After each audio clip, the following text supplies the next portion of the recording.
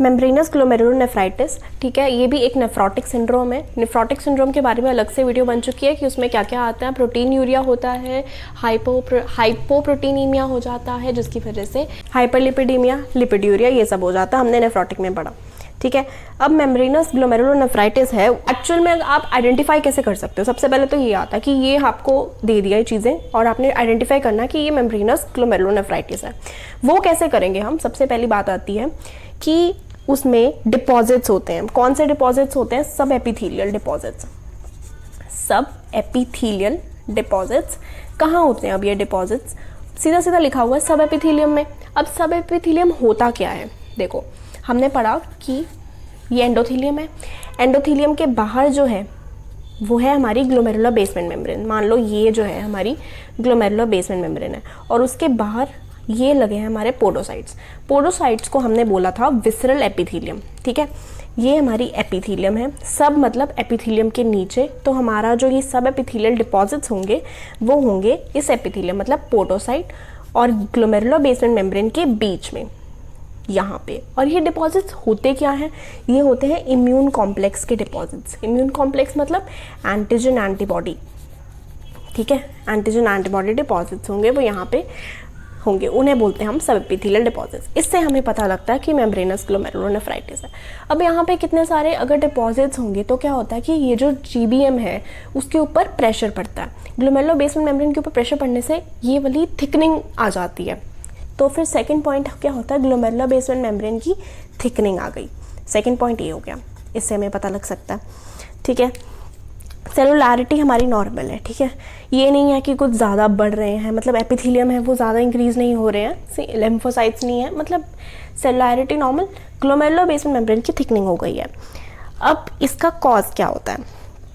क्यों हमें ये मिलता है, ठीक है। कॉज क्या है? प्राइमरी कॉज भी होता है और सेकेंडरी कॉज भी होता है। प्राइमरी कॉज है, कॉज में यही है कि ऑटो एंटीबॉडीज़ बननी शुरू हो जाती है। ऑटो एंटीबॉडीज़ किसके खिलाफ? जहाँ पे ऑब्वियसली एंटीजन है। ऑटो एंटीबॉडीज़ होती हैं जो अपने ही एंटीजन को, मतलब अपने ही प्रोटीन्स को एज अ फॉरेन कंसिडर करने लग जाती हैं, ठीक है। अपने ही, जैसे ये यहाँ पे कुछ प्रोटीन्स थी पोडोसाइट की, अब वो अपने ही पोडोसाइट प्रोटीन को फॉरेन कंसिडर करने लग जाएंगी, समझने लग जाएंगी कि वो बाहर की है और उसके खिलाफ एंटीबॉडीज़ बननी शुरू हो जाएंगी। तो दैट इज़ ऑटो एंटीबॉडीज़। तो auto antibodies against the podocyte. एक स्पेसिफिक एंटीजन होता है, उसे हम बोलते हैं antigen phospholipase A2 receptor.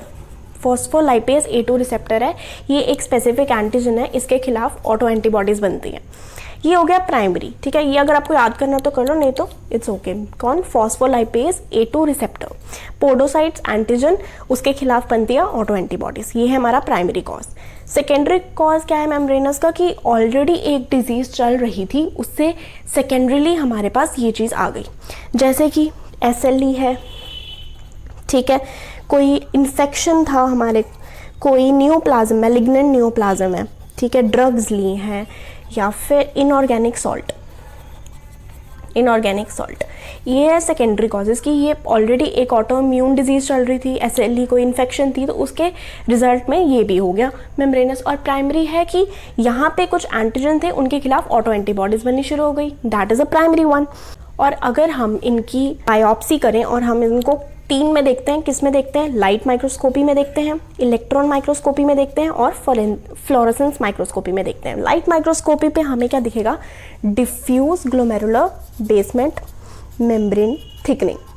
Diffuse का क्या मतलब है? कि एक जगह पे नहीं, ओवरऑल हर जगह पे डिफ्यूजली हमें दिखेंगे ग्लोमेरुलर बेसमेंट मेम्ब्रेन की थिकनिंग। सेकेंड फ्लोरेसेंस माइक्रोस्कोपी है। फ्लोरेसेंस माइक्रोस्कोपी में हमें क्या दिखेगा?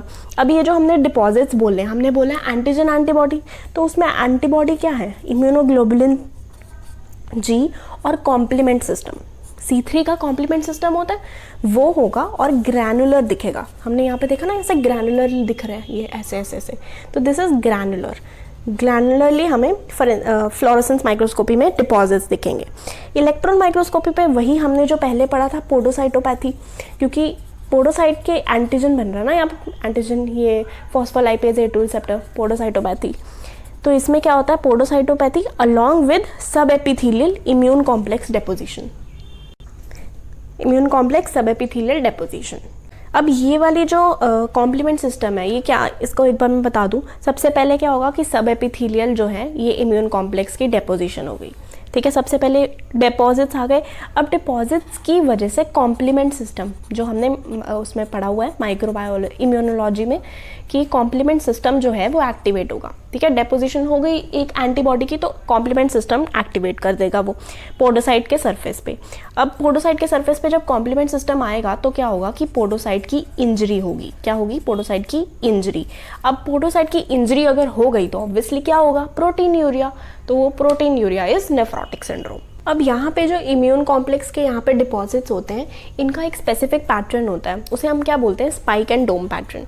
तो स्पाइक एंड डोम पैटर्न अगर आपको दिखाई दे कहीं पे, ठीक है, कि लिखा हुआ है, तो आपके दिमाग में सबसे पहली कौन सी चीज़ आनी चाहिए? Membranes glomerulonephritis. स्पाइक एंड डोम का क्या मतलब है? एक जगह स्पाइक बनी हुई है और एक जगह ऐसे डोम सा बना हुआ है, ठीक है। इसका क्या मतलब है?